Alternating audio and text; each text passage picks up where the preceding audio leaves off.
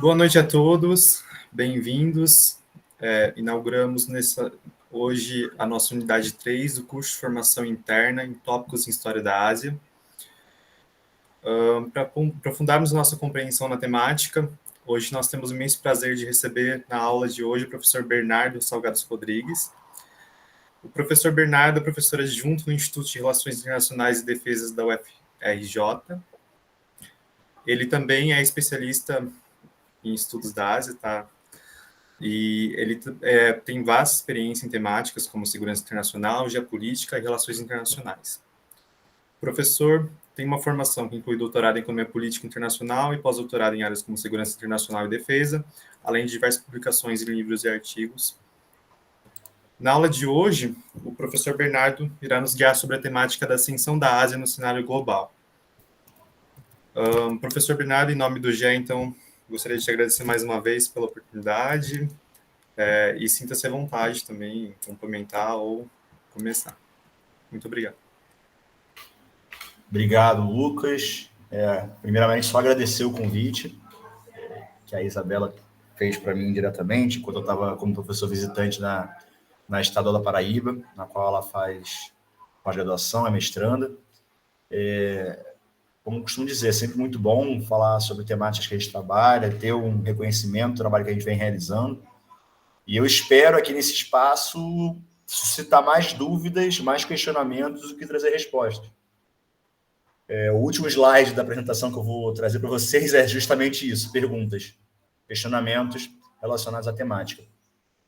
Eu vou compartilhar aqui a tela, e aí vocês só me confirmem posteriormente pelo áudio, Lucas, se você já consegue visualizar, se está tudo tranquilo.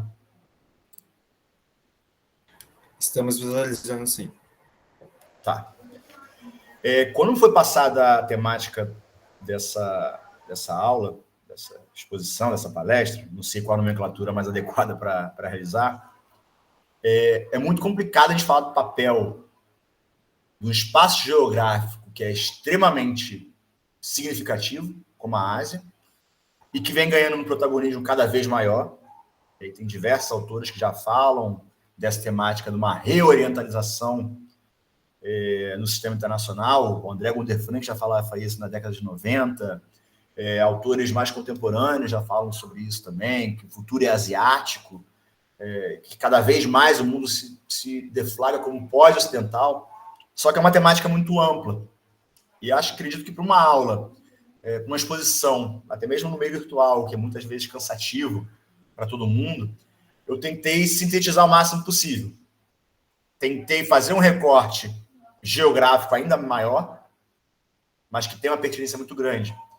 Porque, em termos de análise geopolítica, o recorte geográfico que eu fiz, que foi a questão do Mar do Sul da China, ele é muito relevante, porque é onde está, de fato, os pontos nodais, os núcleos principais de possíveis disputas na região da Ásia como um todo. Então, para além disso, desse recorte geográfico, a gente não pode falar sobre a região asiática no cenário global sem a gente estar falando desse grande ator. Então, a gente não consegue escapar, a gente tem que falar sobre a China, nem que seja de um modo muito rápido, muito célere. E aí eu gosto de delimitar, sempre quando eu vou fazer minhas exposições sobre China, 5 pontos principais que eu gosto de fazer como uma introdução da minha percepção sobre a China no sistema internacional na atualidade e que vem desencadeando movimentos geopolíticos cada vez mais significativos. Primeiro ponto, dos 5, é pensar uma ordem internacional pós-ocidental. É pensar fora dessa esfera eurocêntrica, é pensar que o mundo que a gente tinha desenhado no século XX ele está sendo modificado gradativamente, significativamente e aceleradamente. Então, essa ordem internacional ela veio para ficar e a China desponta como um grande protagonista nesse sentido. Então, a gente tem aqui um panorama geral de uma ordem global futura e até mesmo presente, pós-ocidental, pós-unipolar. A gente não pode mais falar que o sistema internacional é unipolar, como a gente podia falar, por exemplo, no contexto da fim da história do Fukuyama, na década de 90, no contexto da vitória inexorável do neoliberalismo, do consenso de Washington, do protagonismo norte-americano em termos militares, econômicos, políticos, ideológicos. Hoje já há uma ordem internacional muito mais democrática, ou pelo menos que se pleiteia mais democrática, muito mais multipolar. E isso abre janelas de oportunidade tanto para a China quanto países como o Brasil também. A gente vê também a configuração do sistema político chinês, o hibridismo. Eu não vou entrar aqui na questão se é economia de mercado, se é socialismo de mercado, se é capitalismo de Estado. Na minha visão, é uma economia híbrida. É um híbrido político entre o capitalismo e o comunismo, possui traços característicos de ambos os sistemas, de ambas as ideologias, mas com traços muito significativos e particulares. Até por conta disso, determinados autores falam de capitalismo, características chinesas, ou socialismo, características chinesas, falam de capitalismo confuciano, capitalismo do Rio Amarelo. A gente pode ter diversas nomenclaturas para tentar delimitar. Então, é uma área de estudo que se abre muito interessante, porque a gente está tentando compreender o que o fenômeno na China pode trazer para a gente. Pode trazer para a gente, enquanto brasileiros, como ferramentas para também incorporarmos planejamentos estratégicos na nossa região, no nosso país, ou para tentar compreender como está essa nova configuração do sistema internacional como um todo.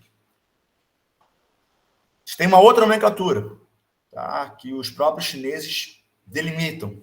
Empresas não capitalistas orientadas para o mercado. Então, aqui a lógica é distinta.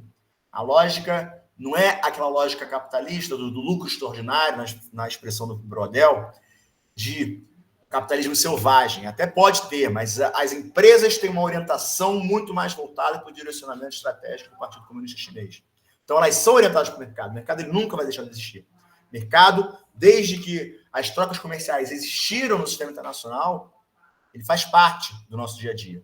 Só que na China, esse mercado essas empresas não capitalistas são orientadas para essa finalidade do mercado, de fazer trocas. Então, a grande pujança chinesa é o comércio. Se a gente fosse pensar na grande pujança, por exemplo, do outro núcleo fundamental do sistema internacional hegemônico dos Estados Unidos, o núcleo também é o comércio, mas é predominantemente a guerra. Então, há uma distinção muito grande. Pego também a nomenclatura do professor Elia Jabu, que eu acho que é muito pertinente a interpretação que ele faz da nova economia do projetamento. Você ter um núcleo estratégico que vai direcionar o projeto de Estado chinês e que as próprias empresas privadas seguem também esse delineamento, as empresas públicas também seguem esse delineamento. Então, resumindo tudo isso, nesse primeiro ponto, a gente tem um modelo socialista que é a desconstrução histórica de longa duração. A gente não está falando que a China é um país socialista, é um país que está se transformando rumo ao socialismo. Então, se a gente pega, por exemplo, as duas metas centenárias que tivemos em 2021, os 100 anos da criação do Partido Comunista Chinês, e a outra que está para ser cumprida em 2049, no ano do centenário da Revolução Comunista Chinesa, a de 2021 foi cumprida, de erradicar a pobreza no sistema da China, dentro da China. A pobreza extrema na China ela foi erradicada até 2021. E isso num país com 1,4 bilhões de pessoas é digno de nota. Se a gente para pensar quanto tempo os países capitalistas, ou o sistema capitalista, levaram para tentar alcançar, ou até mesmo nem alcançar esse objetivo, então é um modelo diferente, é um modelo distinto, é um modelo que tem que ser analisado. O segundo ponto, para a gente entender esse grande ator na geopolítica asiática, novos paradigmas científicos e tecnológicos inovativos. Quando a gente fala de inovação, hoje a gente fala de China. Antigamente, tinha essa expressão no Made in China, de que tudo na China era um simulacro, que era de péssima qualidade. Hoje, a gente já não fala mais Made in China, a gente já fala o Created in China. Então, muda significativamente também o que é a lógica. Agora, eles estão criando, eles não estão só fazendo. E isso por conta de revoluções dentro da institucionalidade chinesa que fizeram que fosse possível com que a ciência, tecnologia e inovação passasse a fazer parte cada vez mais da estrutura produtiva nacional.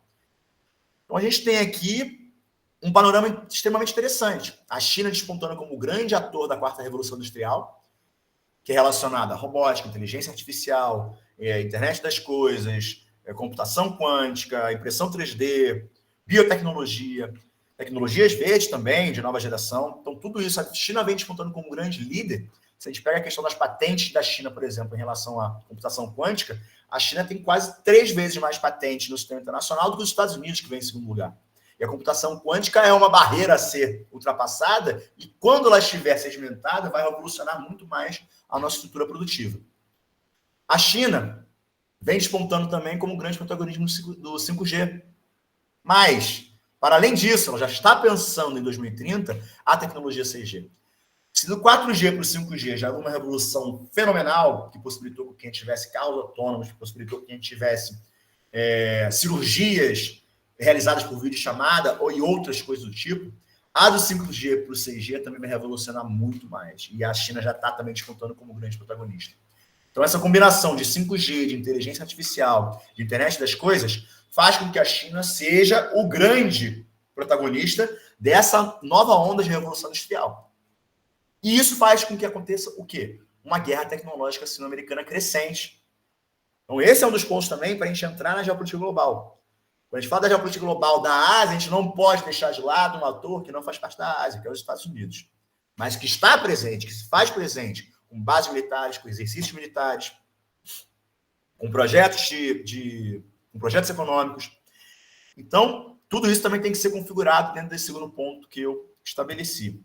Terceiro ponto, a gente tem uma estrutura geopolítica, a gente entra um pouco mais na aula de hoje, sinocentrada, tanto geopolítica quanto geoeconômica sinocentrada. E a gente tem algumas institucionalidades que fazem com que haja essa confirmação da minha prerrogativa. Primeiro ponto, BRICS. Todo mundo conhece o BRICS, vamos começar de ouvir do BRICS. Agora tendo também ampliação para o BRICS Plus, com outros atores, abrangendo já agora mais países africanos e até mesmo do Oriente Médio, fazendo com que haja uma maior intensificação do projeto dos BRICS a nível global. Só que, na sua estrutura, tal qual ela estava conformada até agora, os dois pontos principais. O novo Banco de Desenvolvimento, que foi fundado aqui na Cúpula de Fortaleza, e também o arranjo contingente de reservas. Então, o novo Banco de Desenvolvimento e o arranjo contingente, eles não vêm para substituir o que já tem, eles vêm para somar. Eles vêm para, nas palavras do professor Oliver Stunkel, ser uma ordem paralela, vem para ser um complemento. A gente tem a Organização para a Cooperação de Xangai, que foi fundada lá em 2001, que é uma aliança sino-russa, tem outros países também ali da Ásia Central, que é muito interessante, porque é uma aliança mais voltada para a segurança, para a defesa, num espaço que, se a gente pega em termos do Mackinder e até mesmo do Spikeman, é uma área vital, é o espaço vital da ilha mundo, na visão mackinderiana. Então, é um espaço também, é uma institucionalidade que deve ser levada em consideração quando a gente pensa em termos mais geopolíticos.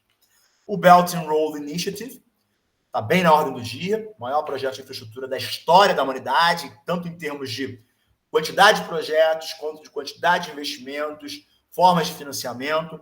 E aí é uma novidade também, que trazendo um professor aí, não do FMG, mas de Belo Horizonte, que é o professor Javier Badel da PUC Minas, que ele fala, olha, estamos vivendo uma globalização com características chinesas. É uma nova globalização que está sendo voltada e o Belt and Road é um dos grandes carros-chefes dessa nova globalização, que se pauta para ser uma globalização mais inclusiva e institucionalizada pela China.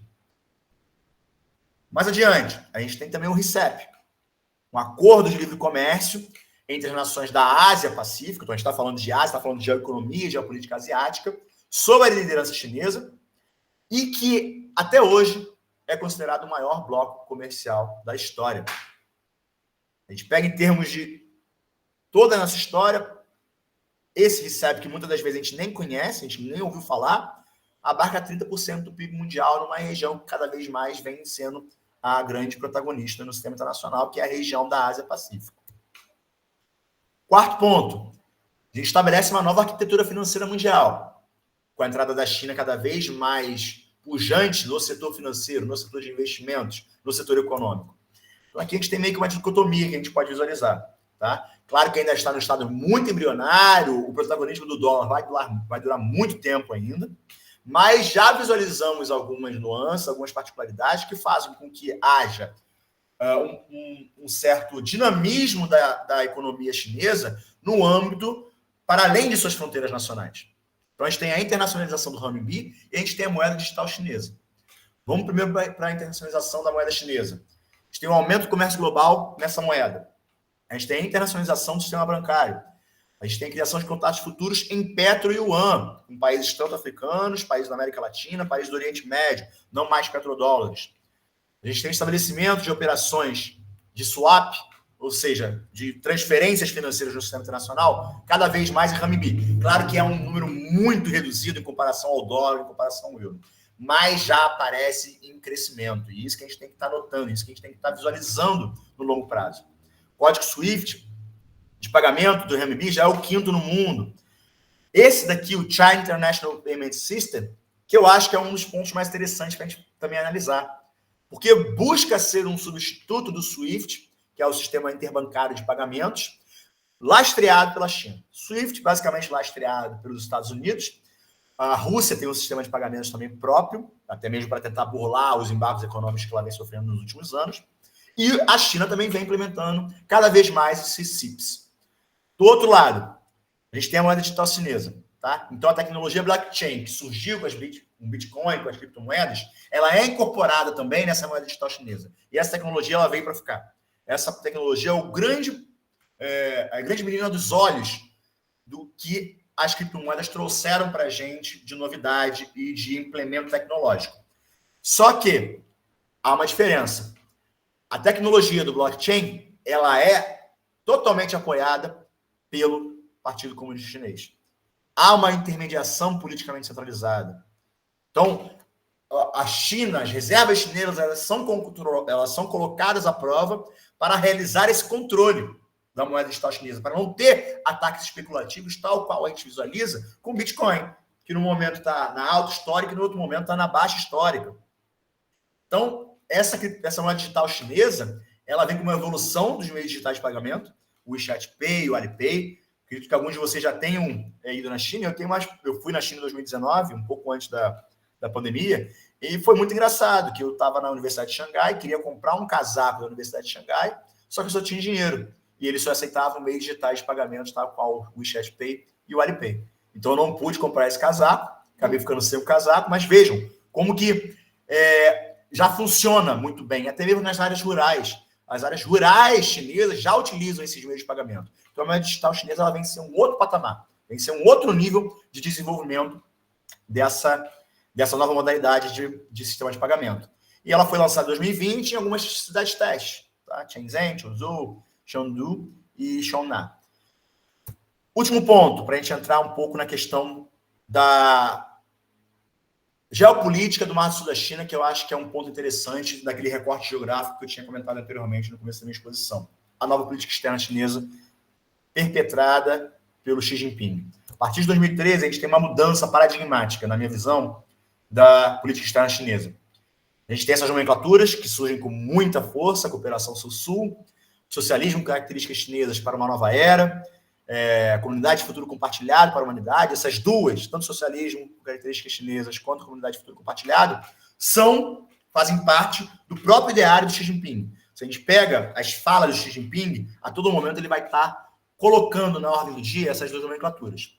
E essa nomenclatura também do Striving for Achievement, o que ela quer dizer? Quer dizer que a política externa chinesa ela passa a ser cada vez mais ativa e não reativa. Ela se coloca para o mundo. Ela não está mais querendo se esconder, como o Deng Xiaoping falava, olha, temos que esconder a nossa política externa, não podemos avançar muito, não. Agora, uma política mais ativa, mais altiva, se colocando para o mundo. Tendo feito esse pequeno panorama, eu chego na parte desse recorte geográfico, da geopolítica marítima do Mar do Sul da China. E por que eu trago especificamente esse recorte geográfico, já que não tem como a gente lidar com a amplitude da Ásia como um todo? Porque eu acho que é uma área que, com toda certeza, vai se configurar em conflitos geopolíticos, como já vem se configurando como conflitos geopolíticos nessa década de 2020. A gente tem o transporte marítimo, tá? Que é uma parte essencial do comércio internacional, e aí falar do Mar do Sul da China, do país que tem grande parte significativa dos maiores portos do sistema internacional, que são os chineses, e também alguns outros ali do Sudeste Asiático. Então, aproximadamente 80% das mercadorias globais são transportadas por via marítima. De 2023 a 2027, o comércio marítimo global deve crescer, em média 2,1%, segundo a ONU. Em novembro de 2022, a Conferência da ONU sobre Comércio e Desenvolvimento já havia alertado a comunidade internacional para realizar a contenção da crise da cadeia de suprimentos, melhorar a infraestrutura do sistema de transporte e renovar a frota. Então, isso também tem que ser levado em consideração. Como é que está essa infraestrutura do comércio marítimo global e também do comércio marítimo asiático? Em relação à tecnologia aplicada ao transporte marítimo, a gente tem novas tecnologias. Lembra aquele ponto que eu trouxe para a gente da internet das coisas, da inteligência artificial, da tecnologia blockchain, cada vez mais navios autônomos e até mesmo drones entrando também na seara do comércio marítimo.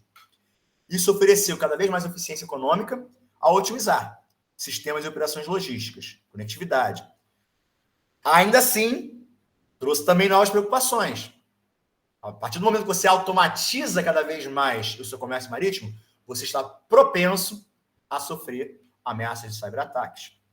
Isso vem cada vez mais aproximando empresas e governos a trabalhar conjuntamente para administrar e implementar novas ferramentas, inclusive o Partido Comunista Chinês, o Estado chinês. De acordo com a Organização Marítima Internacional, atualmente existem 50 mil navios mercantes de mais de 150 países. O objetivo principal é preparar o sistema para futuras crises globais, mudanças climáticas e a transição para a energia de baixo carbono. Então, o comércio marítimo global vem cada vez mais também se preocupando com essa questão da emissão zero de carbono. E cada vez mais trazendo novidades referentes à descarbonização da frota marítima. Por que eu trago essa questão do comércio? Tá? Porque eu acho que é fundamental a gente pensar em comércio. E tivemos um exemplo muito elucidativo há pouco tempo atrás, no contexto da pandemia.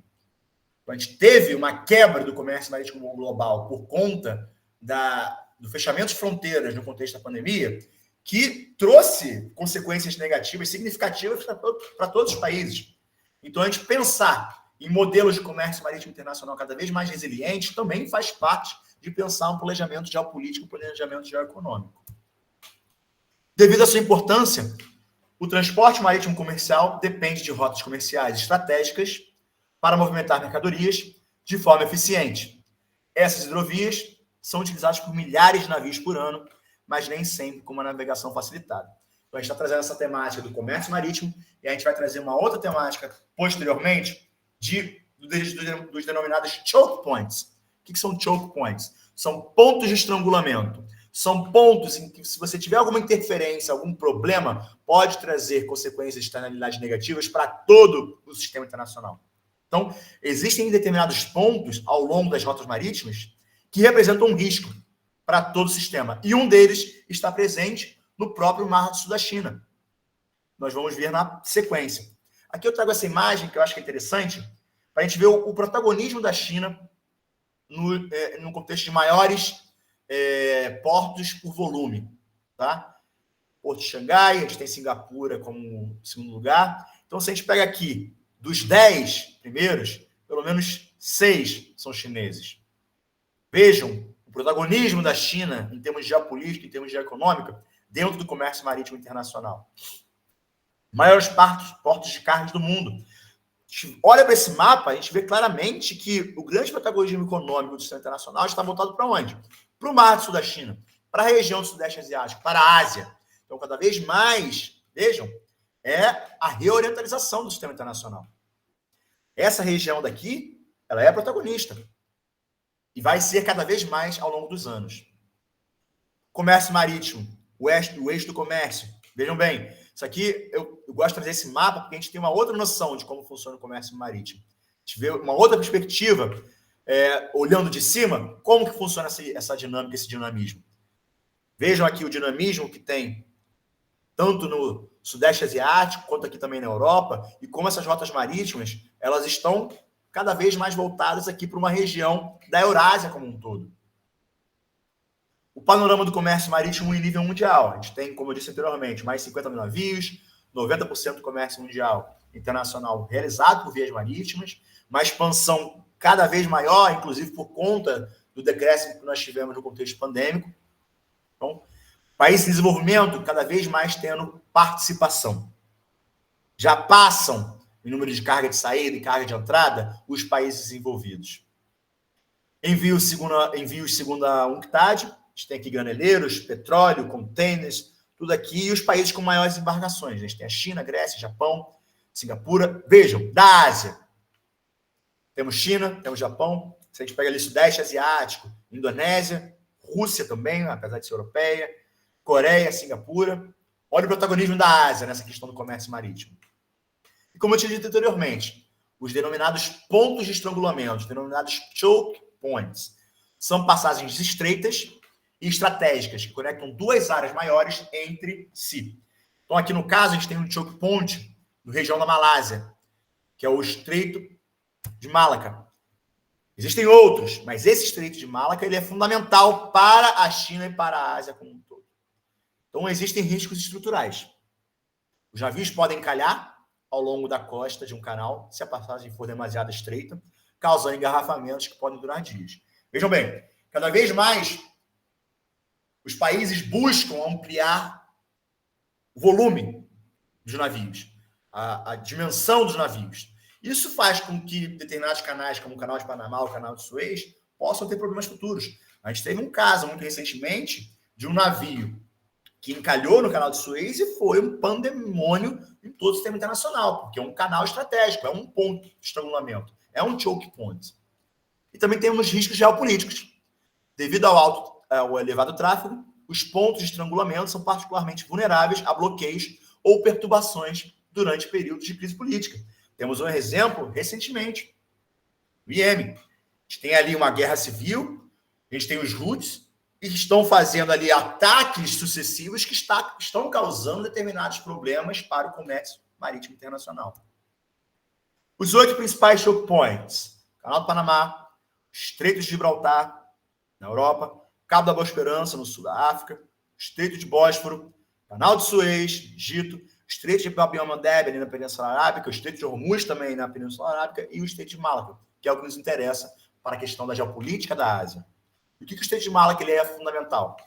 No seu ponto mais pequeno, algumas informações geográficas, ele tem aproximadamente 1,5 milhas náuticas. Ou seja, no seu ponto mais reduzido, ele é muito. Você consegue ver a outra ponta, que torna um dos pontos de estrangulamento mais estreitos do mundo. Apesar do seu tamanho, é uma das vias navegáveis mais críticas da Ásia, uma vez que proporciona uma ligação crítica entre China, Índia e o Sudeste Asiático. Essa imagem que tem aqui é uma imagem que foi retirada do Estreito de Malaca, para vocês visualizarem. Olha a quantidade de embarcações. Isso aqui foi uma fotografia no tempo real. Olha a quantidade de embarcações que a gente tem nesse estreito, passando a toda hora, a todo dia, a toda semana, a todo mês e todo ano. Então é um ponto de estrangulamento fundamental para a gente pensar já a política asiática. Embora a pirataria tenha sido o principal problema no estreito nos anos recentes, a densidade do tráfego representa o perigo em termos de colisões e outras adversidades náuticas. Há estimativas de que 100 mil navios por ano passem pela hidrovia que liga o Oceano Índico ao Mar do Sul da China. É um dos pontos de estrangulamento, um dos choke points mais volumosos em termos de navio que passam por ali a todo ano. Então, vejam, a China depende do seu comércio internacional, do comércio marítimo, até porque 90% do comércio marítimo internacional é feito por mar. O comércio internacional é feito por mar. Então, a China depende muito desse estreito de Malaca, que faz parte de um outro país. Então, vejam como que a geopolítica da Ásia está também se configurando nesses pontos de estrangulamento com o estreito de Malaca em específico. O Mar Sul da China e o comércio intra-asiático são extremamente dependentes desse choke point, com vários interesses a competir por influência da área. China, Vietnã e Filipinas, juntamente com praticamente todos os outros estados do litoral, têm disputas territoriais, assim como os Estados Unidos têm um forte interesse em manter a liberdade de passagem pela região. Então, essa região do Mar Sul da China tem reivindicações das suas zonas econômicas exclusivas por parte de vários países. Isso faz com que haja embróglios geopolíticos que podem desencadear conflitos geopolíticos futuros. Aqui estão os pontos de estrangulamento no sistema internacional. O ponto 8, que é o Estreito de Malaca, que é um dos principais, se não o principal, pelo menos no contexto asiático, com toda certeza. Estreito de Malaca, aqui é a informação, que é o principal choke point, que é praticamente 25% de toda a circulação de bens relacionados ao comércio marítimo. Então, temos esses choke points primários e outros choke points secundários, segundo algumas denominações. Risco global do Estreito de Malaca, ele é muito significativo. Se a gente pega aqui o Estreito de Malaca, a gente tem questão de conflito com alto risco, pirataria como alto risco. E a gente entra no outro ponto. Falamos do comércio marítimo nessa região. Agora a gente vai falar das disputas geopolíticas no Mar do Sul da China. Claro que o próprio ponto de circulamento do Estreito de Malaca também é uma disputa geopolítica, mas existem outras disputas políticas naquela região. E aí vamos tentar trazer um pouco desse debate para a posterior reflexão. Mar do Sul da China. Algumas informações geográficas do Mar do Sul da China. Possui 3 milhões e 500 mil quilômetros quadrados, vital para o comércio internacional. Um terço do petróleo não refinado global dependente dessa rota, e com um terço estimado do transporte marítimo global no valor de bilhões de dólares. Então, vejam, um terço da rota de petróleo e um terço do transporte marítimo mundial passa pelo Mar do Sul da China. Potencialidades geopolíticas e geoeconômicas. Existem diversos recursos vivos naquela região. É uma das 5 maiores zonas produtoras de pescado do planeta. E vejamos, a base da alimentação, da nutrição de grande parte dos países asiáticos está voltada para o mar. Então vejam como que até para a segurança alimentar o Mar do Sul da China é fundamental. Recursos energéticos, possui altas concentrações de petróleo e gás, inclusive pré-sal. Rotas comerciais, a gente tem 20% do comércio mundial, 80% pelo Estreito de Malaca e aproximadamente 2/3 do comércio chinês. Então 2/3 do comércio chinês passam necessariamente pelo Mar do Sul da China. Temos formações geográficas estratégicas, como base de projeção de poder, e pontos de consolidação de direitos marítimos também nessa região. É um território marítimo reivindicado por China, Vietnã, Malásia, Filipinas, Taiwan e Brunei. Então vejam aqui o grande conglomerado geopolítico que se está se configurando dentro desse pequeno, se comparado com a imensidão do oceano, nesse pequeno espaço territorial. A China reivindica mais de 80% do Mar do Sul da China, se baseando em um mapa de 1947, é a famosa linha dos 9 traços. A gente pega os mapas chineses, que desde 47, que são influenciados por esse mapa que foi formulado em 1947, a gente tem essa linha de 9 traços, que dista aproximadamente 1.800 quilômetros ao sul das ilhas de Hainan. Vietnã e China divergem sobre essas questões territoriais, principalmente envolvendo essa região do Mar do Sul da China, até por conta das externalidades positivas econômicas que a gente pode tirar em termos de recursos vivos, de recursos biogenéticos, de recursos petrolíferos, de gás, de localizações geográficas estratégicas. As disputas marítimas ao longo do Mar do Sul da China aumentaram nos últimos anos, elas vêm se intensificando nos últimos anos, à medida que a China cada vez mais está se demonstrando assertivamente, em termos militares, na disputa das ilhas, e confronta os rivais regionais sobre essas reivindicações. A questão da disputa entre a China e parte dos países vizinhos, pelos domínios territoriais, aparece frequentemente como elemento desestabilizador das relações regionais asiáticas. Então, esse é um ponto fundamental. Vou trazer um outro ponto fundamental, que, na minha visão, são 2 pontos que nós temos que colocar no nosso radar para pensar a geopolítica da Ásia. Mar do Sul da China é amplamente visto como um potencial foco de conflito global, já vem sendo, já tem disputas geopolíticas e econômicas naquela região, e os recentes confrontos entre Filipinas e China levantaram preocupações entre os observadores ocidentais de potencialmente evoluir para um incidente internacional. E aí a Filipinas, abre parênteses, tem como aliado os Estados Unidos. Então pode um conflito regional transbordar, inclusive, para um conflito global. Aqui são as áreas disputadas. Vejam, aqui em rosa, roxo, a gente tem o marco territorial que a China demanda para si. A gente tem das Filipinas em cinza, em verde a Malásia, em amarelo Brunei, em azul Vietnã. Vejam que essas áreas elas estão sobrepostas. Daí que tem um imbróglio geopolítico muito significativo no Mar do Sul da China. Um outro mapa. Tá? O ONU vem julgando também essa disputa do Mar do Sul da China, e aí tem essa questão da zona econômica exclusiva, como eu comentei anteriormente, algumas ilhas que também são reclamadas por vários países, as ilhas Spratly, as ilhas Paracel, as ilhas Prata, o Banco Macclesfield, o Baixio Scarborough. Então tem todos esses pontos, que são pontos nodais, são pontos que estão em disputa geopolítica por esses países da Ásia, por esses países do Sudeste Asiático. Aqui um outro mapa, tá? Que eu trago na questão de barris de petróleo. Vejam, temos também aqui reservas que são provadas, ou que estão a serem provadas para serem exploradas no Mar do Sul da China. Um outro elemento, uma outra variável-chave que entra dentro dessa disputa. E também a questão que eu comentei anteriormente, a rota. Vejam aqui o Estreito de Malaca e como o Mar do Sul da China é fundamental para a China, comércio chinês. Sem o Mar do Sul da China, a China não existe em termos de comércio marítimo. Então é fundamental para a sua sobrevivência. Um outro mapa, aqui um mapa que a gente vê como que está conflagrado aqui a geopolítica da região, países pró-Estados Unidos, países pró-China. Vejam, em azul, os países pró-Estados Unidos, Índia, Tailândia, Malásia, com o Estreito de Malaca. A gente tem aqui a Austrália, Nova Zelândia, Indonésia. A gente tem países que têm uma política mais pró-China, um pouco mais afastada do Mar do Sul da China, Nepal, Paquistão. E a gente tem aqui bases navais norte-americanas também na região. Coreia do Sul, Japão, Filipinas. Então vejam que aqui a gente tem todo um panorama para o desencadeamento de conflitos geopolíticos futuros que nós temos que estar monitorando. Vou trazer o filme da Barbie.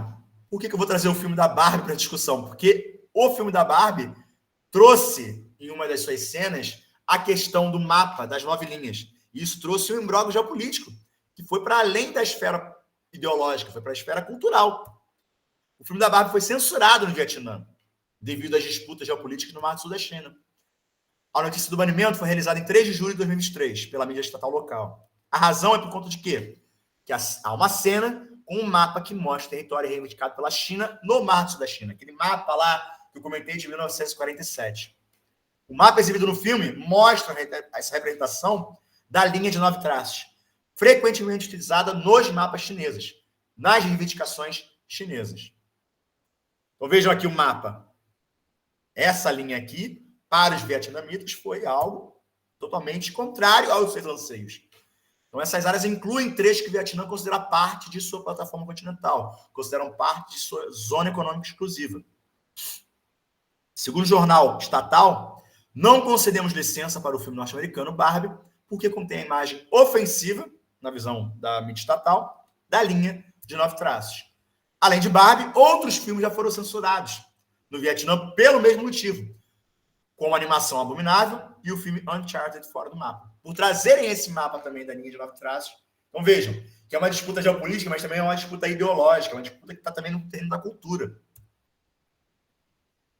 Que mais alguns mapinhas que eu gosto sempre de trazer para a gente não ficar só no plano das ideias, para a gente compreender de fato como está configurado.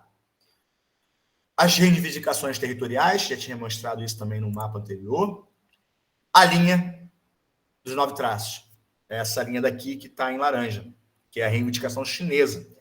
Para a China, todo esse mar territorial faz parte da sua zona econômica exclusiva e é praticamente 80% do Mar do Sul da China.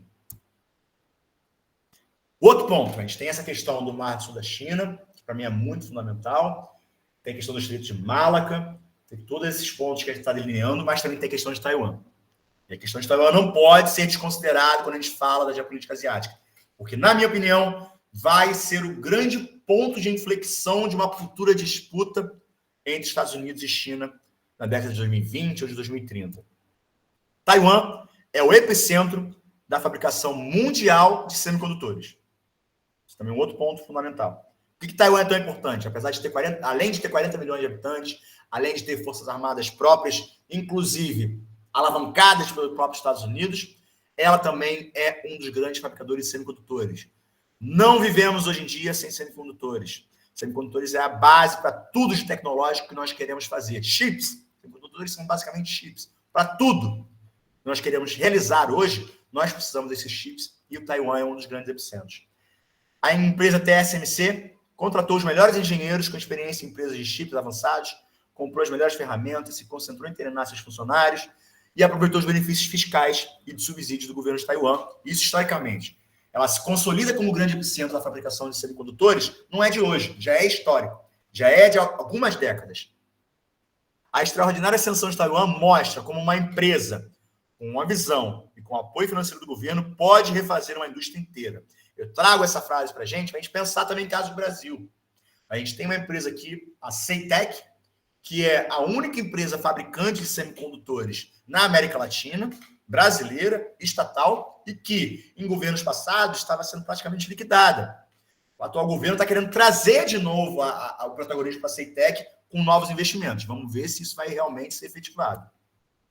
Taiwan não é simplesmente a fonte dos chips avançados, é também o campo de batalha futuro mais provável, como eu comentei anteriormente. O panorama da indústria de semicondutores é dependente das futuras relações entre China e Taiwan. China e Taiwan controlam grande parte dessa questão da indústria de semicondutores. Então, se a gente sabe que cada vez mais somos dependentes, nós temos que estar de olho nessa questão da disputa entre China e Taiwan. Ela não está alheia, ela não é exógena às preocupações que nós temos que ter também aqui no Brasil ou na Ásia como um todo. Historicamente, o que a China fala? A China considera Taiwan uma província rebelde e seu território. Lembremos lá da questão da pós-revolução comunista chinesa, que até mesmo o governo nacionalista vai para a Ilha de Formosa, que é a atual Taiwan, consolida o seu governo lá, e a China continental fica como um marco territorial do Mao Tse-tung, da China continental. Para eles, desde 1949, Taiwan é considerada uma província rebelde, parte do seu território. E eles não estão preocupados se ela vai ser anexada daqui a 5 anos, 2 anos, 10 anos, 100 anos. Para a China continental, para o Partido Comunista Chinês, isso é um fato consolidado que será realizado em algum momento da história. E lembremos, China pensa em longa duração, ela não está pensando em meses, ela pensa em anos, décadas, séculos. Taiwan opõe-se a qualquer forma de intervenção chinesa. Estados Unidos já declararam que enviariam força militar se a China tentasse reunificar a ilha. Vejam aqui o embrólio geopolítico. A grande contenda da geopolítica, na minha visão, que pode ser efetivada nessa década ou na próxima. A gente teve a visita da Nancy Pelosi, que era presidente da Câmara dos Estados Unidos, ou seja, a terceira na lei presidencial, em Taiwan. Então, a China conduziu exercícios militares no estreito de Taiwan quando houve essa visita a Nancy Pelosi. Há pouco tempo atrás, os Estados Unidos enviaram armamentos para a ilha como parte de um aumento de 14% no orçamento de defesa de Taiwan. Foi o maior da história. Isso ano passado, 2023. Então, vejam como está cada vez mais se conflagrando aqui uma disputa militar, geopolítica, muito sensível. Na hipótese de uma incursão em Taiwan, outros países possivelmente se juntariam ao conflito, resultando numa série de consequências econômicas e políticas. Então, não seria só um conflito entre Estados Unidos, Taiwan e Estados Unidos. Outros países também entrariam. Lembremos, a gente tem a questão também do mar territorial. A gente tem ali alguns aliados dos Estados Unidos naquela região. Então, tudo isso pode desenrolar num conflito regional, expandindo-se para um conflito possivelmente global. Taiwan produz 11% dos chips de memória, 37% dos chips lógicos do mundo, computadores, telefones, centros de dados e a maioria dos outros dispositivos eletrônicos não existiriam, não funcionariam sem sua oferta global na atualidade. Num possível conflito, os custos totais seriam medidos não em bilhões, mas em trilhões de dólares. Então vejam também a sensibilidade que isso traria para a economia mundial como um todo.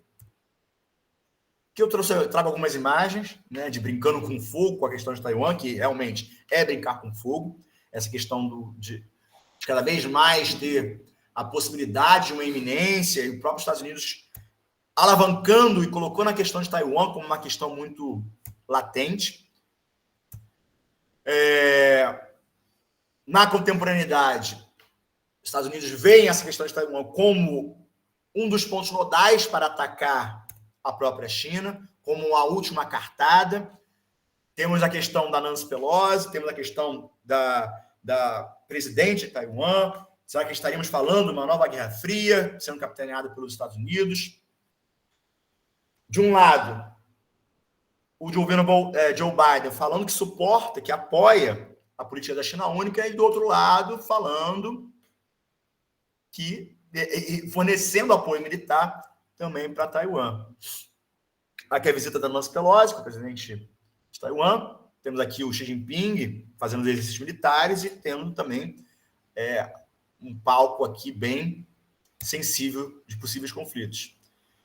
Taiwan, dependência de Taiwan? Não, a gente apoia a política da China única, mas, em contrapartida, está lá fornecendo armamento considerável para a ilha.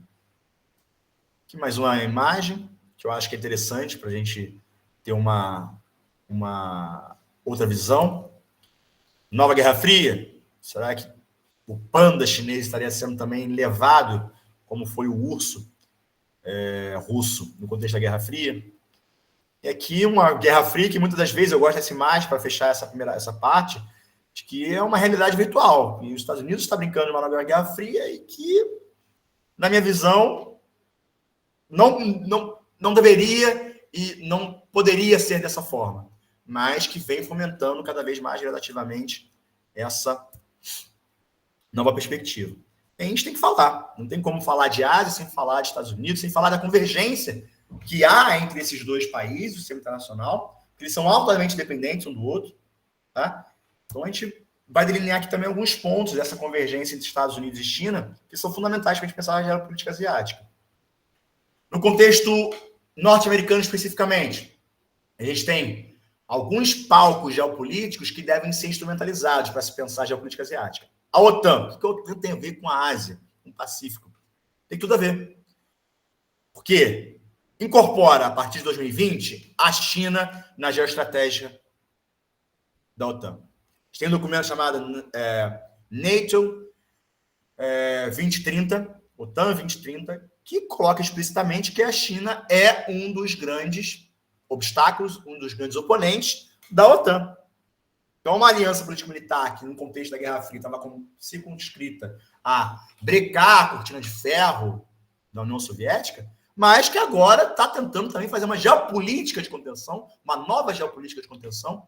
Eu, inclusive, fiz um artigo nesse sentido, de que os Estados Unidos está perpetuando uma nova geopolítica de contenção, foi publicado na revista Estudos Internacionais da Estadual da Paraíba, e que tem elementos, e esses são os 4 elementos que eu coloco como estudo de caso. A OTAN, o Quad, que surge no governo Biden, que é um arranjo político, não surge no governo Biden, me expressei mal, mas é intensificado no governo Biden, ele surge no contexto da década de 2000, mas que é retomado no governo Biden, esse arranjo diplomático militar entre Austrália, Índia, Japão e Estados Unidos, vejam, sempre tentando o quê? Conter, circunscrever a China. Faz exercícios militares conjuntos e é reflexo das mudanças geopolíticas da Ásia. Se nós não tivéssemos a reorientalização, a Ásia como grande protagonista, não haveria necessidade dessa retomada do Quad. E muito menos da criação da AUKUS, esse sim, criação do governo Biden. Parceria diplomática entre Austrália, Reino Unido e Estados Unidos no Indo-Pacífico. Qual é o ponto principal dessa AUKUS? Construção de submarinos de propulsão nuclear para a Austrália a partir de tecnologia americana. Só 5 países controlam tecnologia, esse tipo de tecnologia. E você transferir, e aí tem que ver, realmente, analisar, se é transferência ou se é ensinamento dessa tecnologia para a Austrália, tem que ter uma contrapartida. E a contrapartida é qual? Tentar fazer realmente a contenção chinesa naquela região do Indo-Pacífico. E a gente tem o IPEF, que aparece como uma contraposição do RCEP, capitaneado pela China, e que aparece como uma tentativa de retomar e de trazer novamente à tona, à ordem do dia, a parceria transpacífica. Então, um arranjo para fortalecer e aprofundar os laços econômicos entre Estados Unidos e os países da região, e é o pilar do novo engajamento econômico. Que a gente não está falando tanto de econômico, que a gente está falando no alto. Tecnologia sensível, militar, no Quad, no OTAN também é uma cooperação militar, aqui a gente está falando de uma cooperação econômica no Indo-Pacífico. Tentar reposicionar os Estados Unidos naquela região do Indo-Pacífico. Então, aqui o mapa. Vamos analisar esse mapa. Tá? Países membros da OTAN, países parceiros da OTAN. A gente tem o quê? A gente já começa a ver que cada vez mais países aqui da região asiática, da região do Mar Sul da China, do Indo-Pacífico, fazendo parte. Um encirclement da China. Vejamos aqui onde é que está a China, localizado. Vamos ver nos outros mapas. Novamente, um encirclement da China. A gente tem o Quad e o Quad Plus, que surge posteriormente. São países membros dessa nova aliança. Vejam, Vietnã, Coreia do Sul, tudo ali ao redor da própria China. A gente tem os países membros da AUKUS. Olha a importância do porquê de fornecer um submarino com propulsão nuclear para a Austrália. Para você ter uma maior proximidade da própria China. Então, o submarino de propulsão nuclear ele tem diversas vantagens em relação aos submarinos convencionais. Você tem um tempo de duração maior embaixo d'água, você tem uma velocidade maior, você tem várias funcionalidades que são benéficas. E você fornecendo isso para um país que é seu parceiro dentro dessa região, claro que vai também estabelecer uma diretriz muito maior. E olha o IPEF, os países que fazem membros do IPEF. Para mim, esse aqui é um encirclement econômico, inclusive do Mar Sul da China. Vamos lá, colocar aqueles outros mapas aqui por cima desse. É um encirclement muito claro. É uma geopolítica de contenção muito clara que a gente tem nos Estados Unidos nessa região. E vejam, the US Arc of Containment for China. Bases militares, países aliados dos Estados Unidos, todos aqui juntos numa contenção chinesa, num encirclement chinês. E não sou eu que estou falando isso. Tá? Joe Biden, no National Security Strategy da sua administração, traz para a gente. A nossa estratégia em relação à China é tripla. Investir nos alicerces da nossa força interna, competitividade, inovação, resiliência, democracia. Estamos ficando para trás, principalmente na questão da quarta revolução industrial. Segundo ponto, alinhar os nossos esforços com a nossa rede de aliados e parceiros. Isso eu já demonstrei para vocês aqui nos mapas. Agindo com espírito comum e por uma causa comum. Competir de forma responsável com a China para defender os interesses norte-americanos e construir a visão norte-americana para o futuro. Então, isso está colocado no próprio documento oficial norte-americano. E a gente tem aqui algumas outras imagens. A expansão da OTAN já não é mais Pacífico. O que é Pacífico? O que é... No Atlântico, desculpa. Já não é mais Atlântico. Já foi expandida para o Pacífico. E realmente, o que aconteceu com a guerra da Ucrânia foi, olha, passamos uma linha vermelha. A Ucrânia era a linha vermelha para a Rússia. E aí a tentativa da Ucrânia de entrar na OTAN acabou deflagrando essa guerra. Olha aqui, ó, eu comentei anteriormente com vocês, a questão do Quad. Japão, Estados Unidos, Austrália, Índia, encirclement, contenção. O AUKUS, que deixou, inclusive, França e União Europeia também em processo, junto com a China. Os três aqui na parceria e outros dois parceiros ali, Taiwan e Japão, vendo isso com bons olhos, claro. A gente quer conter a China, a gente não quer que a China tenha uma expansão tão grande em termos militares. E, para isso, ter esse submarino nuclear é importante. A questão do IPEF, do Indo-Pacific Economic Framework. E aí, claramente, uma contenção econômica da China em relação à Ásia. Conter a China na Ásia, a expansão chinesa na Ásia. A construção dos grandes blocos, Quad, AUKUS, IPEF. Aqui, uma questão mais interna do governo Joe Biden, colocando a China como grande ameaça e não visualizando o Covid-19, as armas, a questão de visão política dentro do próprio território, a questão do racismo endógeno que tem nos Estados Unidos. Quais as ferramentas que se pode utilizar para conter a China? Quais são essas ferramentas para lidar com a China? A gente tem a questão do Tibete, Xinjiang, Mar Sul da China, mobilização de aliados, Hong Kong, questão do comércio, Covid-19, Huawei, Taiwan. Vejam, tudo isso daqui, a gente poderia tirar vários tópicos para trazer como discussões geopolíticas. Eu trouxe dois, trouxe a questão de Taiwan e o Mar Sul da China. Poderiam ter sido muitos outros, e aí o tempo realmente que é o nosso grande limitante. Nova Guerra Fria, e aí, para onde que está levando essa nova Guerra Fria? Os parceiros, de repente, estão cegos? Não sei. É uma outra discussão que a gente pode fazer. Será que nós estamos visualizando uma grande nova tripolarização? Rússia como um grande agente militar, China como um grande agente econômico, Estados Unidos como um grande agente econômico e militar? Já para entrar nas minhas considerações finais, tá? Para a gente deixar aqui pelo menos uns 20 minutos para debate, que eu acho que é importante. Mar Sul da China é um espaço vital para a continuidade do processo de ascensão internacional da China. Sem o Mar Sul da China, complica bastante. Tudo bem que a gente tem a questão do Belt and Road Initiative também, como uma iniciativa para a China depender cada vez menos do Mar Sul da China e cada vez mais do espaço territorial, do espaço em terra, a partir de conexões infraestruturais rodoviárias, ferroviárias, tecnológicas, mas ainda assim é um espaço vital para a China, para a sua continuação da sua expansão no sistema internacional. É visualizado como uma disputa por procuração entre a China e os Estados Unidos. Então, uma disputa por procuração que eles têm ali, aliados, Taiwan, comércio. Estados Unidos e Europa estariam utilizando os parceiros regionais numa estratégia de contenção da China, como delimitei anteriormente.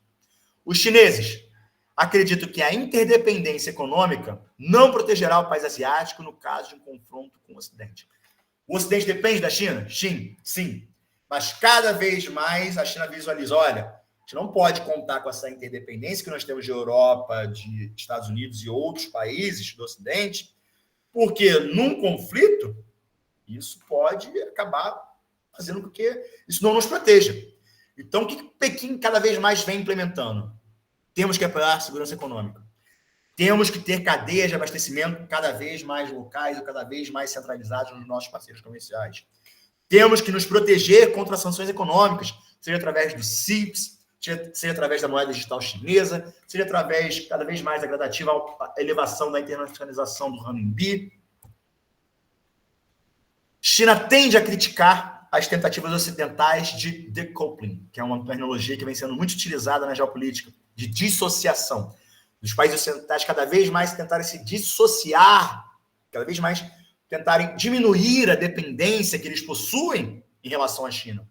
E de de-risking, de redução de riscos, principalmente através de processos de desdolarização do seu comércio internacional. Então, já é um movimento que está em voga atualmente. A China vem cada vez mais dentro das suas trocas comerciais, praticando a desdolarização e colocando o renminbi como uma moeda em curso. Projetos do Belt and Road Initiative, financiamentos, investimentos, grande parte deles já também realizados em renminbi. Então, é um projeto que a China vem implementando aos poucos e que vem trazendo cada vez mais para a tona essa questão na ordem do dia. Pequim vem visualizando uma oportunidade de explorar as fraquezas ocidentais para tornar a China mais segura a nível internacional, expandindo os seus laços com o sul global, principalmente através do Belt and Road Initiative, da nova Rota da Seda, como uma contramedida para um possível enclausuramento através do Mar Sul da China. Então, vejam, a China visualiza que pode haver um enclausuramento, até porque tem vários aliados, várias bases militares no Mar Sul da China que podem trazer problemas para ela no futuro, e falar, olha, Belt and Road Initiative, seja através da Rota da Seda Marítima ou da Rota da Seda Terrestre, pode ser uma válvula de escape. Um outro ponto, uma outra variável, o BRICS Plus, que aumenta e amplia o escopo geopolítico e geoeconômico do agrupamento, que, sem sombra de dúvida, é capitaneado e tem como grande protagonista a própria China. Trouxe aqui, temos a questão do encirclement, como aquele mapa das bases militares, e a China tentando sair desse arco de contenção, através, principalmente, do Belt and Road Initiative. Temos o Belt and Road Initiative, trazendo vários investimentos e, obviamente, o G7, a OTAN e outros países do âmbito ocidental tentando visualizar como que nós vamos fazer um plano que consiga competir com o plano do Belt and Road Initiative. O BRICS Plus, olha, vejam a amplitude e como que, em termos de PIB, de população, petróleo, lítio, exportação e poder de compra, se ampliou muito mais a partir de 2024 com os novos membros. O BRICS cada vez mais sendo visualizado pela mídia ocidental como um agrupamento anti-Estados Unidos, mas é claro, ele está buscando novos papéis, novos polos de poder para além do que os Estados Unidos vem capitaneando desde o final da Segunda Guerra Mundial. E aí, para fechar, alguns questionamentos que eu me coloco, que eu me questiono e que aqui eu coloco para a ordem do dia para a gente suscitar um debate, caso vocês queiram enveredar nesse caminho. A China, dentro do contexto asiático, seria um desestabilizador regional? A China seria imperialista? O poder naval chinês, cada vez maior, poderia ser um ponto de inflexão para um possível conflito no Mar Sul da China? A Rota da Seda Marítima seria o quê? Uma nova forma de expansão chinesa? E a disputa que a gente está deflagrando aqui, tanto no Mar Sul da China quanto em Taiwan, seria uma disputa regional ou uma futura disputa global? Então, são pontos que estão colocados na pauta do dia. Eu tenho uma opinião sobre cada um desses pontos, claro, e coloco aqui para o questionamento também dos demais ouvintes. E aqui agradeço a atenção de todos vocês, coloco aqui as redes sociais para contatos, tem um Linktree também meu, que tem artigos, livros acadêmicos, que a minha produção intelectual, caso tenha interesse, e também tem produção referente a essa temática. E me coloco aqui à disposição também, novamente agradecendo o convite do GEA, para debater, para criticar, se for o caso também. E muito obrigado pela atenção de vocês. E me coloco aqui à disposição até às 10 horas, que foi o acordado aí com o Lucas. Muito obrigado, professor. Foi uma belíssima explanação, né? E mesmo a gente tendo uma meia hora mesmo, mas, nossa, valeu muito. Que bom. A gente teve 2 comentários, né, no chat, né? E eu vou ler para o pessoal da gravação depois ouvir. O Luiz Henrique, né, de Paulo, ele comentou, né, em uma parte da aula sobre... ia justamente comentar dessa situação. Acaba que uma série de outros problemas vão surgindo por conta desse afunilamento, tanto com ataques bélicos a embarcações militares, quanto a própria pirataria contra os cargueiros. Inclusive, li sobre o acirramento do conflito Israel-Palestina por conta da ligação religiosa. Se o professor quiser responder, ou quiser que eu pergunte também a segunda questão da Flávia. Acho melhor juntar as 2 perguntas, aí a gente já faz uma apanhada geral, pode ser? E aí, tudo certo. E aí depois o Amer também fala. A Flávia perguntou: eu gostaria de fazer uma pergunta relacionada ao superinvestimento da China em Hainan como uma superzona econômica a partir de 2025, se essa não é uma forma de enfraquecer Taiwan. Eu tenho uma empresa chinesa e o governo nos dá o benefício de estocar gratuitamente nossos produtos internos em armazéns para consumo interno. Estive em Hainan no fim do ano passado e estou impressionada com os portos, aeroportos e trens-balas em Haikou. Posso responder logo essa segunda? Depois eu Claro, volto para a primeira, tá?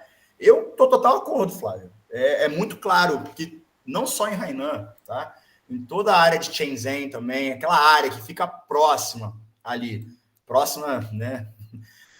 Fica ali na região do Mar da China, ela vem sendo cada vez mais potencializada em termos tecnológicos, os portos, as cidades futurísticas, justamente no sentido de Hong Kong, de falar, olha, nós temos aqui uma cidade que é muito próspera e que vocês podem fazer parte da gente. No caso de Taiwan também. Só que Taiwan é complicado, porque os próprios taiwaneses eles se reconhecem como taiwaneses, eles não se reconhecem enquanto chineses.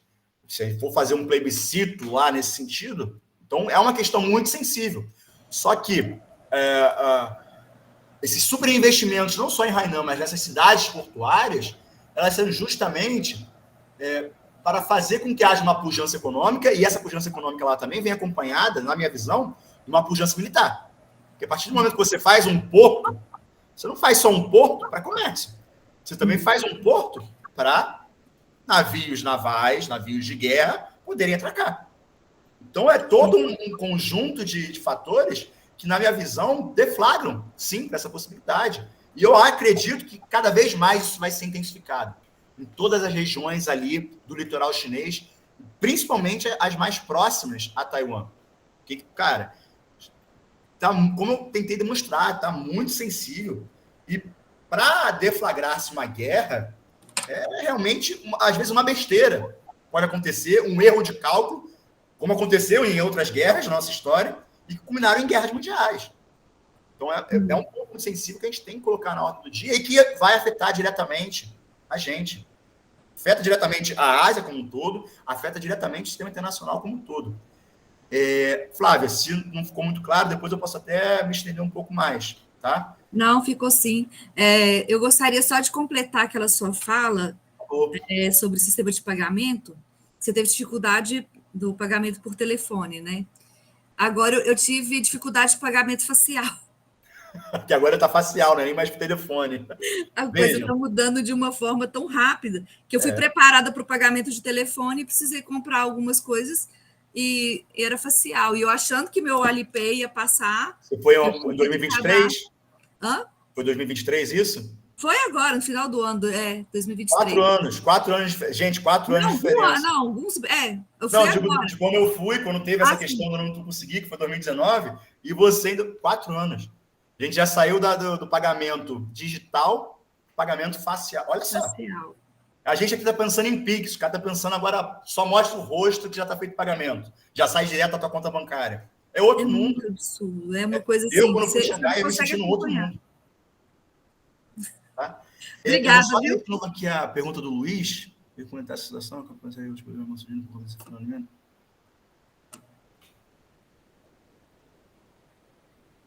Não foi uma pergunta especificamente, professor, foi só um comentário. É isso que eu estava tentando achar aqui a pergunta, mas é justamente isso. Essa questão e vejam, eu acho que tem relação com a questão dos choke points, quando eu estava comentando dos choke points, os pontos de estrangulamento. Cara, aquela região dali, a gente tem um ponto de estrangulamento ali do lado, que é o canal de Suez. Né? Tem um ponto de estrangulamento, tem escoamento. Né? Eu recentemente vi, também não sei se é fake news, não procurei saber, então posso estar falando alguma besteira, mas que já tinham projetos de implementação de casas de veraneio em regiões onde hoje está tudo destruído por conta da guerra da Palestina. Então vejam como a doutrina do choque lá da Naomi Klein também ela existe. Capitalismo do desastre, ele existe também, ele está aí presente também nessa guerra da Israel-Palestina. Tá? E é claro, eu gosto muito de estudar, quando a gente fala de geopolítica, eu gosto muito de estudar essa questão dos pontos de estrangulamento, dos choke points. Porque, cara, a gente pensa, 90% do comércio marítimo, ou do comércio internacional, ele é por mar. Se a gente não sabe como que funcionam esses pontos de estrangulamento, a gente não sabe como funciona 90% do comércio internacional. E muitas das vezes, chega no final de um período, de uma graduação, no 8º período, eu falo, gente, choke points. Que é isso? Nunca ouvi falar disso, não. Eu acho que é bem complicado. Um internacionalista tem que entender. É um pouco de comércio internacional, e não é só comércio internacional. Eu tentei demonstrar aqui o Estreito de Malha, que é a geopolítica pura que a gente tem ali. A gente tem aliados norte-americanos, a gente tem base militar, a gente tem a questão da zona econômica exclusiva. Isso estou falando no contexto asiático. Se a gente for pegar cada um dos... Panamá. Panamá foi uma obra lá do Mahan, do grande geopolítico Mahan, que inclusive morreu no ano em que o canal do Panamá saiu do papel. Mas foi uma obra de falar, olha, temos que juntar a marinha mercante, a marinha de guerra da zona leste, da zona oeste norte-americana, senão a gente vai ter que passar lá por baixo, lá no Estreito de Magalhães. Olha o tempo que a gente perde. O canal de Panamá está aí até hoje. China não tinha um projeto do canal da Nicarágua? Tinha um projeto do canal da Nicarágua. Não sei se vai sair do papel ou não, mas era um outro projeto para estabelecer um outro choke point, e aí, claro, com domínio chinês. Que ela ia entrar com dinheiro, ela não vai botar 50 bilhões na construção de um canal que tem problema, que teria problema ambiental, que teria um monte de contrapartida negativa para a imagem da China, se não tivesse determinado controle sobre aquele canal ali, como os Estados Unidos também tiveram quando realizaram a construção do canal do Panamá. Então, tudo isso é geopolítica também. Às vezes a gente acha, não gosta de dar comércio, não gosta de economia. Cara, a economia política estão relacionadas, a geopolítica e a geoeconomia elas estão interrelacionadas, não tem como a gente apartar. Se a gente pega, por exemplo, esses exemplos que eu tentei trazer para vocês, é justamente para a gente tentar suscitar o debate. Pensa, cara, isso é geopolítica. Isso está relacionado com a Ásia, está relacionado com todos os países do sistema internacional. Acho que o Elmer quer falar uma... Luiz, eu não sei se tá o teu comentário. Perfeito. Antes de qualquer coisa, professor, eu agradeço por ter acertado o meu nome de cara. Realmente o pessoal gosta de me chamar com um R, não tem. Só pedir para o senhor falar um pouco mais sobre a questão geopolítica da reivindicação das ilhas no Mar do Sul da China. Abrir só um pouco mais o leque do que o senhor falou na aula, porque às vezes o pessoal ouve falar sobre essa situação, e se eles não forem internacionalistas, eu me encontro dentro da área, eles podem, às vezes, não entender exatamente o que significa disputa territorial. Por que ela existe? Cara, tem uma professora da UERJ agora, que é uma grande amiga minha, que ela se chama Alana Camossa. Ela fez uma tese de doutorado sobre a questão das Ilhas Senkaku, disputa territorial das Ilhas Senkaku, que tem ali no Japão, entre China e Japão. Questão de ilha territorial, eu até comentei muito brevemente, mas obrigado por trazer à tona isso. Tem a questão da zona econômica exclusiva. O que é a zona econômica exclusiva? A gente tem uma zona econômica exclusiva aqui no Brasil. Todos os países do sistema internacional têm 200 milhas náuticas a partir da sua faixa litorânea. Isso daí é a zona que cada país tem para exploração. No caso do Brasil, a gente não tem problema com a nossa zona econômica exclusiva. A gente traça um paralelo aqui da nossa costa, não tem país nenhum. Vai tranquilo. Como coloquei no mapa, gente, ali é uma complicação. Porque bota 200 milhas para cada um, vai ter área sobreposta. E as ilhas, elas entram ainda mais nessa questão da zona econômica exclusiva.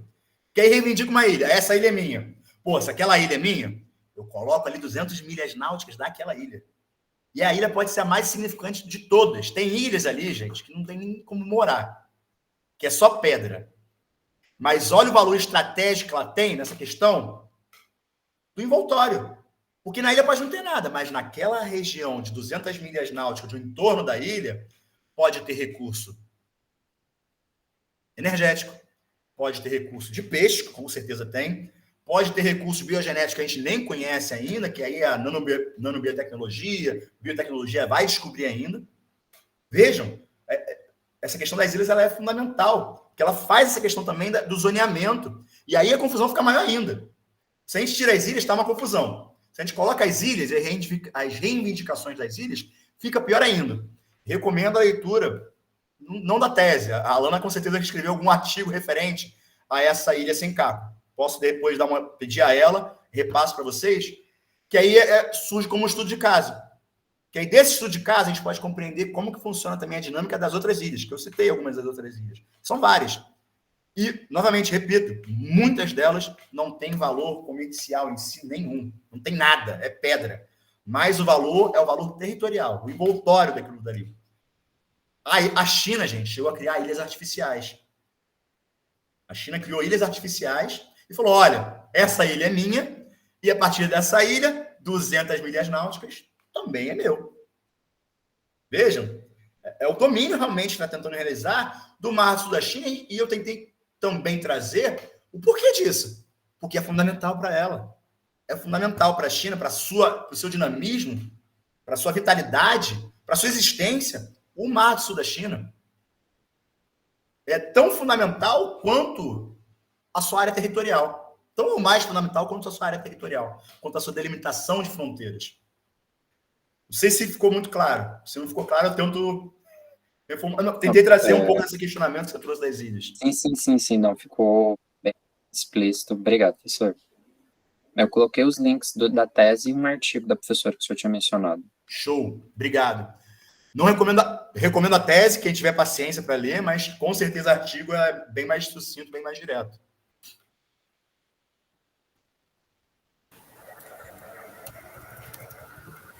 Bom, Isabela levantou a mão. Isabela. Tá dando para me ouvir? Eu acho que deu uma travada no meu computador. Tá meio robótico para mim aqui. Meu computador travou.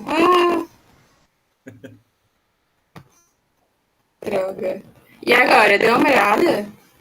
Peraí. Tá dando para ouvir, Isa. Pode falar. Pronto, tá certo. Eu desliguei a câmera para ficar melhor a internet. Obrigada, professor, pela exposição. Lembrou bastante das aulas de geopolítica que a gente teve, que eu tive com o professor Bernardo no mestrado. Professor, agora um questionamento que ficou. Eu li alguns textos, acho que até na sua matéria, de geopolítica, mas algo que ainda fica um questionamento para mim, que não estudo muito sobre essa questão específica do Mar Sul da China. Quais são os reais interesses dos Estados Unidos na região? Tipo assim, eu entendi que o senhor falou que é tipo uma questão por procuração, né? Que tem outros atores, mas quem está por trás é os Estados Unidos. Mas quais são os interesses? Assim, eu fico me questionando. Na minha visão, o interesse principal, como eu coloco nesse artigo, que eu vou até colocar aqui já para fazer meu jabá também, é a contenção. Tentar conter a China. Os Estados Unidos não quer que a China se expanda. Para além disso, você imagina, se não tem uma participação ativa dos Estados Unidos, seja em termos econômicos, como no RCEP, ou seja em termos militares, como Quad, OTAN ou AUKUS, Cara, a China ela vai aos poucos trazendo para sua órbita, para o seu centro gravitacional, esses países. Então, o interesse dos Estados Unidos é fazer o quê? Pô, vou deixar todos aqueles países ali sob domínio chinês? Ou sob influência direta chinesa? Ou recebendo investimentos e financiamentos que até mesmo aliados dos Estados Unidos recebem vultuosos investimentos, financiamentos chineses. Isso daí traz um quê de... Pô, estão fazendo uma coisa boa para mim. Vocês imaginam um jogo de xadrez, tá?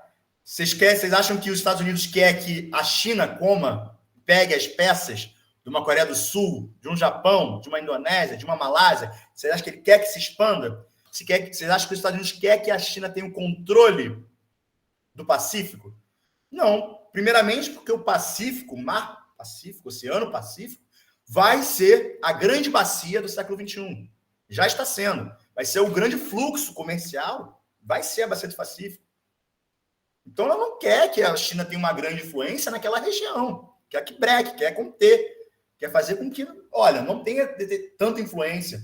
Tem influência, mas não quero que tenha tanta. E para isso eu preciso agir. Então, eu preciso ter uma influência maior. Então, para isso eu preciso expandir a OTAN, para isso eu preciso colocar um Quad Plus, para isso eu preciso criar um AUKUS, para isso eu preciso implementar um acordo como o IPEF em contraposição ao RCEP da China. Preciso brecar a nova Rota da Seda, gente. Eu não consegui criar, mas eu não quero que eles façam isso. Eu vou querer que eles façam tecnologia 5G ao longo de toda a Rota da Seda. Eles estão brigando pelo 5G no mundo. Pela Rota da Seda também entra 5G chinês. E aí tem até um livro que se chama Nova Rota da Seda Digital. É interessante ler, apesar do viés que o autor tem, que é muito pró-Estados Unidos e anti-China. Mas é interessante de ver que realmente tem uma influência ali do 5G e eles estão disputando o 5G. Eles estão disputando semicondutores. Você imagina, se a China consegue, de fato, incorporar Taiwan, o que isso seria para os Estados Unidos? Semicondutores taiwaneses fazendo parte da própria China. Se a China fala, Taiwan é meu e agora eu não vou mais exportar nada de semicondutor. Acabou os Estados Unidos, gente. Acabou. Acabou o complexo militar, acabou o complexo tecnológico, acabou o Vale do Silício, acabou tudo. Para eles, isso é uma questão de segurança nacional também. Para a China é uma questão de segurança econômica, de segurança nacional, e para os Estados Unidos também é uma questão de segurança nacional. Tá certo, Isa? Não sei se ficou bem claro. Sim, ficou bem claro. Obrigada, professor. Eita, que a voz está robótica. Droga, é a internet.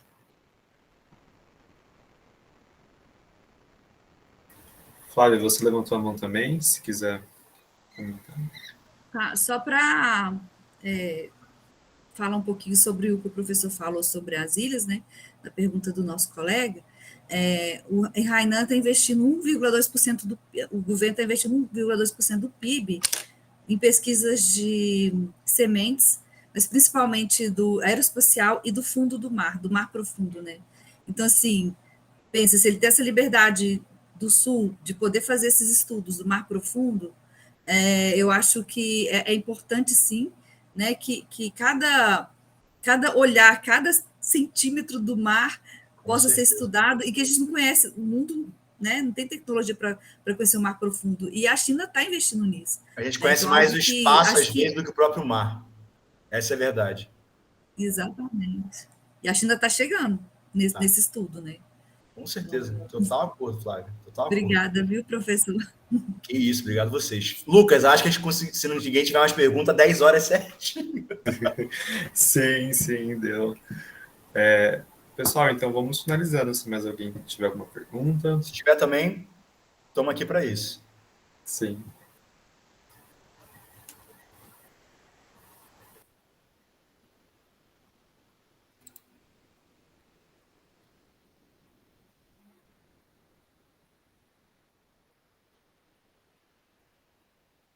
Acho que foi.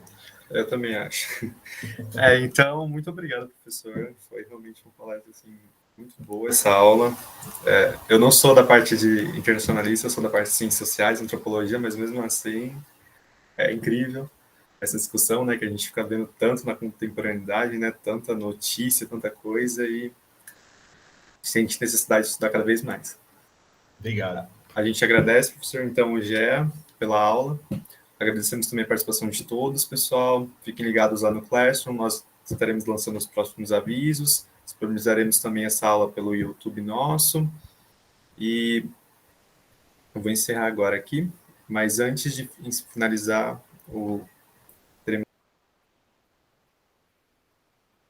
Mutou.